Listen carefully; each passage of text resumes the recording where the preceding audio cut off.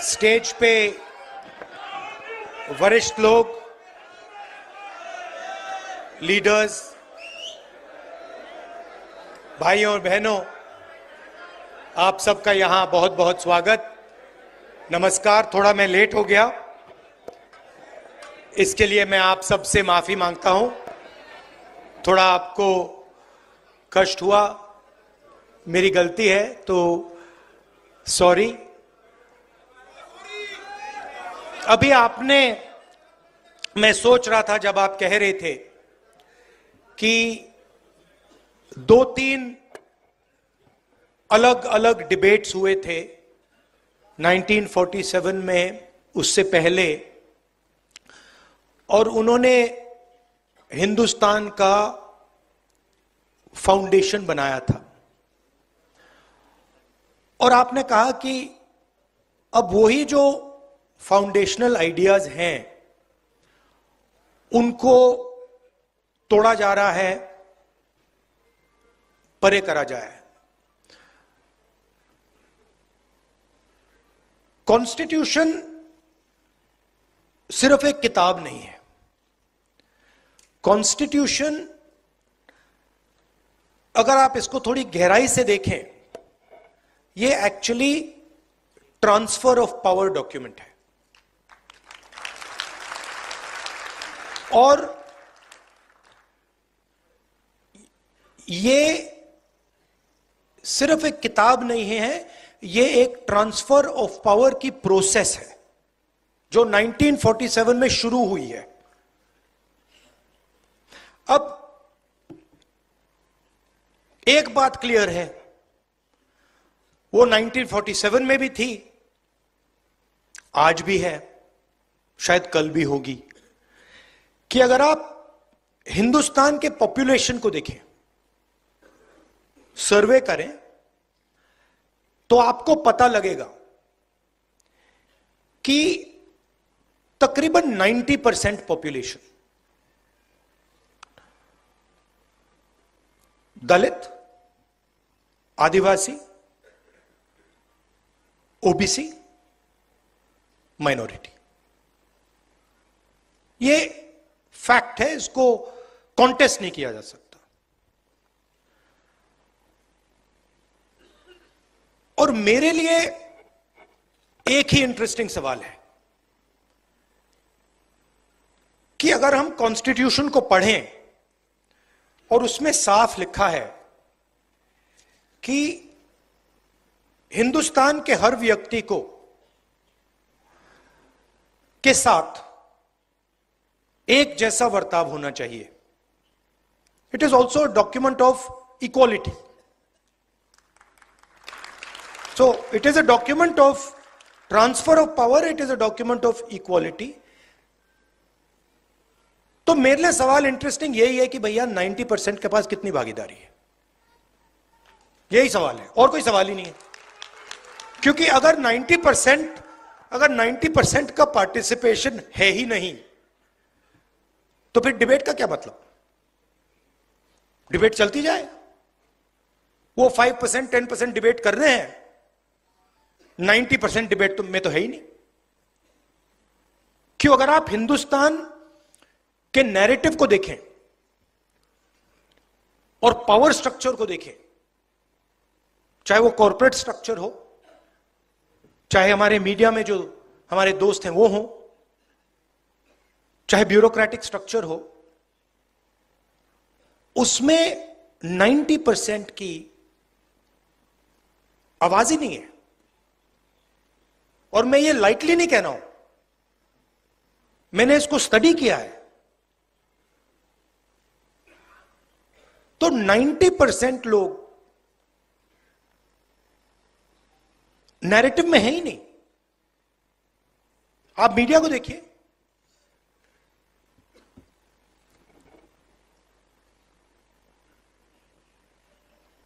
किसान के भी आपने कभी बात देखी है मीडिया में? कभी देखी आपने? बढ़ाई की देखी? मजदूर की देखी? नाई की देखी? जो सफाई कर्मचारी हैं उनकी बात देखी? नेवर। मतलब ऐसा ऐसा चल रहा है कि ये 90% है ही नहीं। अब इसका आइडिया था कि ये जो 90% हैं ये डिबेट में शामिल हो, इनको डिबेट के औजार मिले, इनको भागीदारी मिले, इनको पार्टिसिपेशन मिले। अब मान लीजिए यहां पे हम 10 लोग बैठे हैं और मैं माइक लिया हूं और मैं भाषण कर रहा हूं और उनको माइक ही नहीं मिलता है, तो डिबेट किस बात की हो रही है?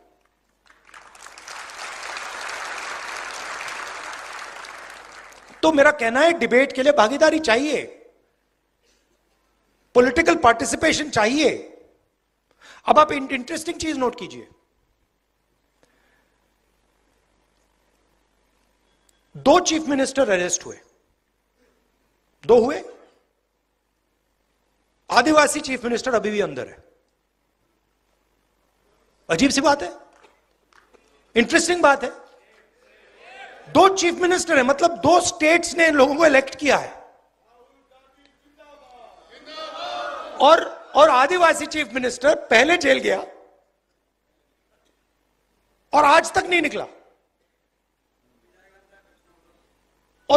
और नेशनल मीडिया उसको भूल गए। नेशनल मीडिया सोरेन जी के बारे में बात ही नहीं करती, जैसे वो थे ही नहीं, है ही नहीं।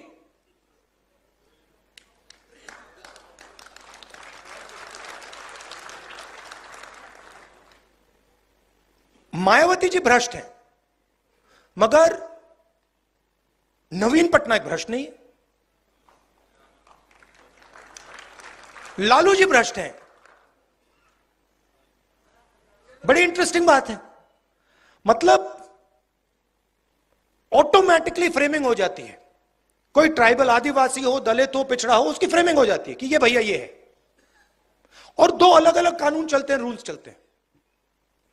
मैंने कल कहा Uber driver, truck driver, bus driver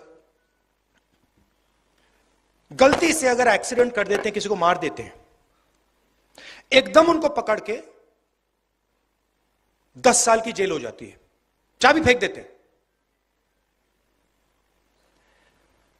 Pune में 17 साल का बच्चा शराब पी के पोर्श गाड़ी चलाता है, 2 लोगों को मार देता है, और उससे कहा जाता है कि आप ऐसे लिखिए, ऐसे लिखिए। अच्छा भाई, अगर वो ऐसे लिखेगा तो ट्रक ड्राइवर से भी ऐसे लिखाओ, बस ड्राइवर से भी ऐसे लिखाओ, टेम्पो ड्राइवर से भी ऐसे लिखाओ। तो और 2 भाषाएं चल रही हैं, 2 अलग अलग भाषा। मैं आपको उदाहरण देता हूं। एक दिन मैंने कॉन्स्टिट्यूशन क्लब में एक भाषण कर दिया, पता नहीं आपको याद है नहीं। उसमें मैंने कहा, एस्केप वेलोसिटी की बात की, याद है आपको? मैंने कहा कि देखिए, जो दलित कम्युनिटी है हिंदुस्तान में, भारत में, सॉरी गलती, भारत में, जो भारत में दलित कम्युनिटी है, ओबीसी कम्युनिटी है, ट्राइबल कम्युनिटी है, इन पर ऑटोमेटिकली दूसरा प्रेशर लगता है, मतलब शुरुआत से ही। और मैंने एस्केप वेलोसिटी का एग्जांपल दिया। इंटरेस्टिंग बात थी कि भाषण दलितों को, पिछड़ों को, आदिवासियों को बहुत अच्छा लगा, और जो हमारे मीडिया वाले मित्र हैं, हाई फ्लायर्स हैं, उन्होंने उस भाषण को रिडिक्यूल किया। और जब से मैं छोटा था, देखिए एक बात,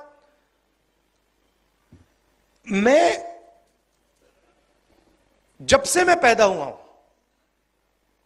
1970 जून 19, तब से मैं सिस्टम के अंदर बैठा था। मैं सिस्टम को अंदर से समझता हूं। मुझसे आप सिस्टम नहीं छुपा सकते। कैसे चलता है, किसको फेवर करता है, किस प्रकार से फेवर करता है, किसकी रक्षा करता है, किसको अटैक करता है, यह सब मुझे मालूम है, दिखता है, क्योंकि मैं उसके अंदर से आया हूं। प्राइम मिनिस्टर हाउस में जब दादी प्राइम मिनिस्टर थी तब था, पापा थे, मनमोहन सिंह जी थे, तब भी मैं जाता था, तो मुझे सिस्टम अंदर से मालूम है। और मैं आपको कह रहा हूं, system is aligned against lower castes. मतलब भयंकर तरीके से हर लेवल पे। आप कॉर्पोरेट सिस्टम देख लो, मीडिया सिस्टम देख लो, ब्यूरोक्रेसी देख लो, जुडिशरी देख लो, एजुकेशन सिस्टम देख लो, मिलिट्री देख लो, जहां भी आप देखोगे 90% का पार्टिसिपेशन ही नहीं है। और आर्ग्यूमेंट बनाई जाती है, मेरिट की आर्ग्यूमेंट। अब यह कैसे हो सकता है कि 90% के पास मेरिट नहीं है? हो ही नहीं सकता। तो कोई ना कोई कमी तो सिस्टम में है। मैंने पता लगाया, सारे आंकड़े निकाल दिए मैंने। मैं एक दिन आपको दिखाऊंगा, आप मतलब चौंक जाओगे। मीडिया में senior anchors, senior influencers, media owners, senior managers, एक दलित, एक आदिवासी, एक ओबीसी नहीं है। एक नहीं है। मैंने पूरी लिस्ट निकाली, एक नहीं मिला।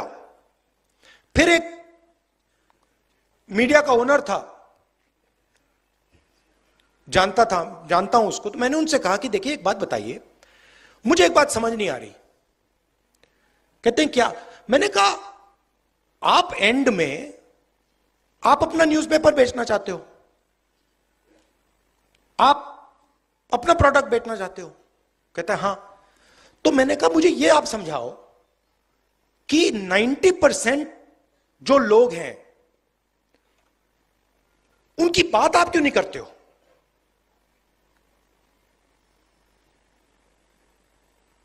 तो चुप हो गया। फिर मैंने कहा आप मेरे लिए एक काम कीजिए, आप जाके पता लगाइए कि आपके न्यूज़पेपर में जर्नलिस्ट्स, ये बाकी लोग ओबीसी कम्युनिटी, दलित कम्युनिटी के कितने हैं? जवाब नहीं दिया मुझे, चुप, वापस नहीं आया। और ये हर लेवल पे हो रहा है। आपने अदानी जी की बात की। फाइनेंशियल टाइम्स में एक आर्टिकल आता है, अदानी जी इंडोनेशिया से कोल खरीदते हैं, उसकी प्राइस को इन्फ्लेट करते हैं, और हिंदुस्तान के जो पार कंपनीज हैं उनको वो कोयला इन्फ्लेट करके बेचते हैं। हजारों करोड़ रुपए उन्होंने ऐसे ले लिए। बिजली बिल कौन देता है? 90% देता है ना। तो पूरे का पूरे सिस्टम का यही काम है। जो 90% है उनके लिए 2-3 एवेन्यूज हैं। पहले पब्लिक सेक्टर हुआ करता था, उसको खत्म कर दिया। रेलवेज है, उसको खत्म कर रहे हैं। आर्मी में आप रिस्पेक्टेबल जॉब पा सकते थे, उसको खत्म कर दिया, उसको मजदूर बना दिया, अग्निवीर बना दिया। और फिर आप मनरेगा देखिए, 90% की वहां पे आपको लिस्ट मिल जाएगी। मजदूरों को देखिए वहां 90% मिल जाएंगे। और मेरे लिए फ्रैंकली अब ये पॉलिटिकल बात नहीं रही है इसमें, मुझे मतलब ये अब पॉलिटिकल, मेरे लिए पॉलिटिकल बात नहीं, मेरे लिए अब ये मिशन है, इसको मैं छोड़ूंगा नहीं।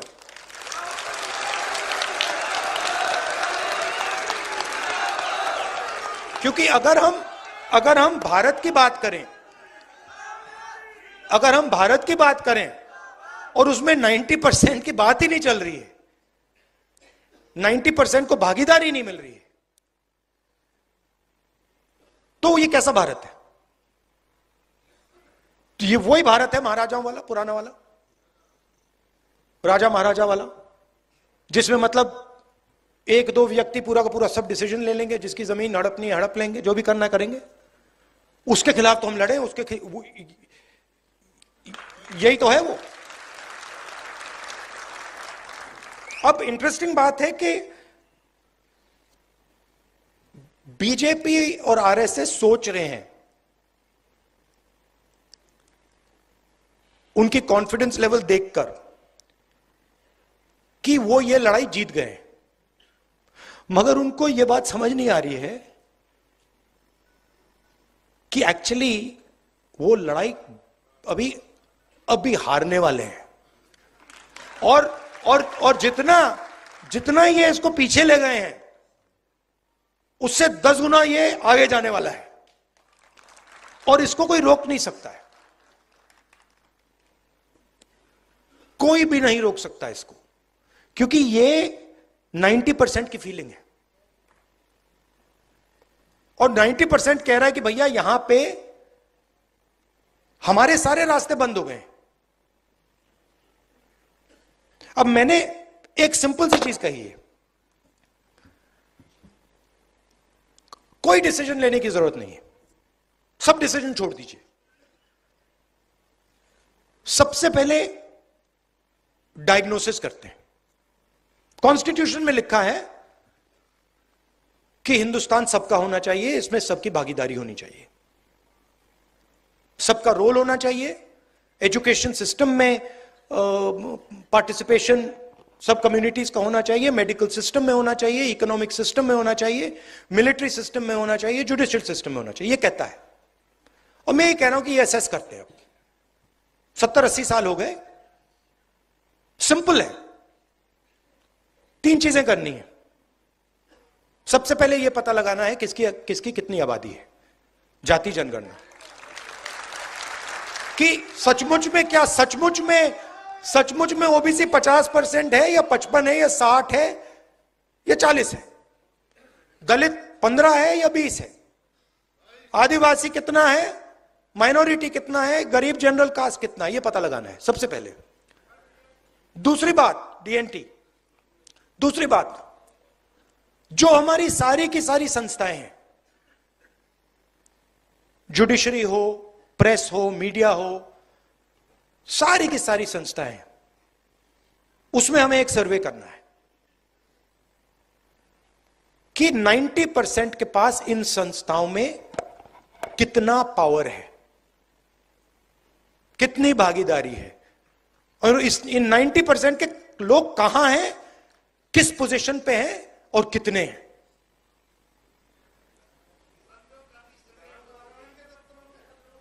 हाँ, यह दूसरी बात है। और तीसरी बात इकोनॉमिक फाइनेंशियल सर्वे, कि हिंदुस्तान का जो धन है वो कितना किसके हाथ में है, उसका कितना भाग दलितों के पास है, कितना भाग आदिवासियों के पास है, कितना भाग ओबीसी के पास है, कितना माइनॉरिटी के पास है, कितना गरीब जनरल कास्ट के पास है। और हमारी सरकार आएगी तो मेरी पहली प्रायोरिटी ये 3 काम होंगे। और डायग्नोस्टिक के बाद ऑटोमेटिकली सबको पता लग जाएगा कि देश की हालत क्या है, प्रगति, सच्ची प्रगति कितनी हुई है, देखिए, अगर आपने 1% लोगों को, हिंदुस्तान की प्रगति की बात होती है, अगर आपने 1% लोगों को हिंदुस्तान का 40% धन पकड़ा दिया, तो ये कौन सी प्रगति है? ये तो हम वापस महाराजा वाले सिस्टम में पहुंच गए। तो प्रगति के लिए सबसे जरूरी शब्द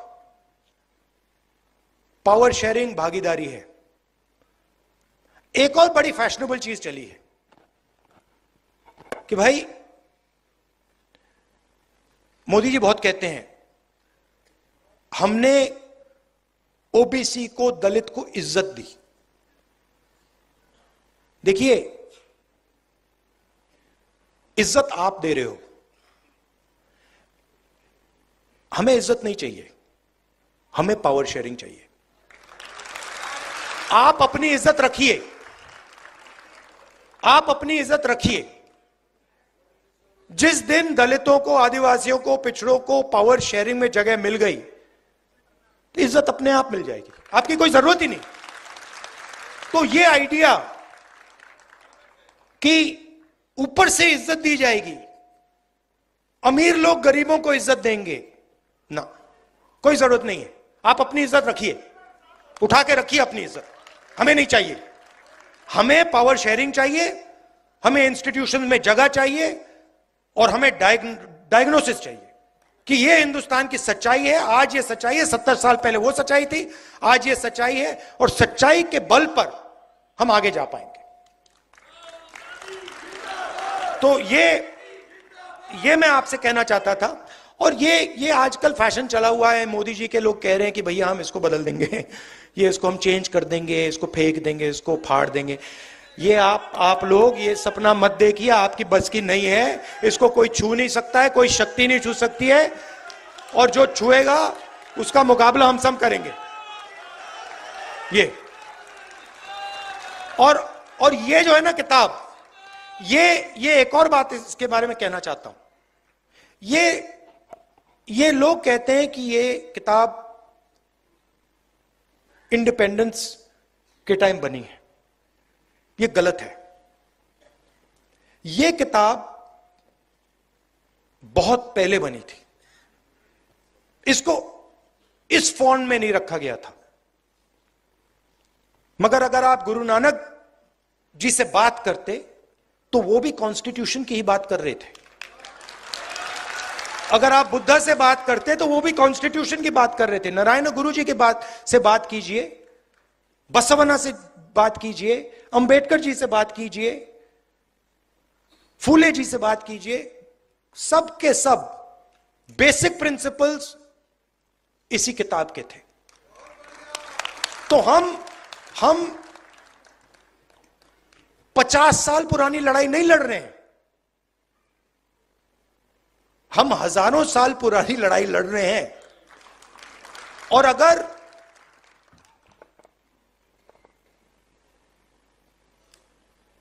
उनका एक विजन है, मोदी जी का, आरएसएस का, उनका एक विजन है।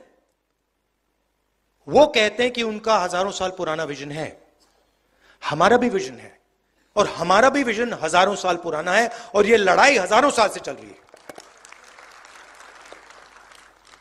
तो यह मैं आपसे कहना चाहता था। एक्चुअली आप मुझे रास्ता देते हैं, क्योंकि आपका एक्सपीरियंस है। मैं अगर कहूं कि जो दलितों के दिल में फीलिंग आती है उसको मैं समझता हूं, वो गलत है। तो मेरा काम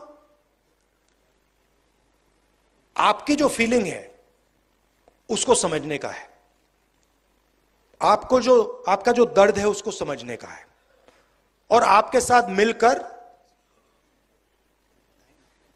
लड़ने का है। और मैं आपको यह कहना चाहता हूं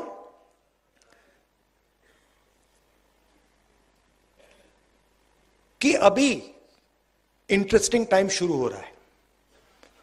मैं बता रहा हूं, ये इनको बात समझ नहीं आ रही है, बट जैसे जैसे वेव ऊपर बढ़ती बढ़ती बढ़ती जाती है ना, फिर गिरती है। ये बीजेपी का अब अंत आ रहा है, ये अंत आ रहा है, ये गिरेगी अब। और हमारा काम, हम सबका काम सीरियसली एक विजन बनाने का है। अगले 10 साल का, अगले 20 साल का भारत के लिए 90% का भागीदारी का विजन बनाने का है। शांति से, प्यार से, बिना नफरत, बिना गुस्सा, कि भैया ये हमारा प्लान है, इससे हम हिंदुस्तान के ज्यादा से ज्यादा लोगों को इस भारत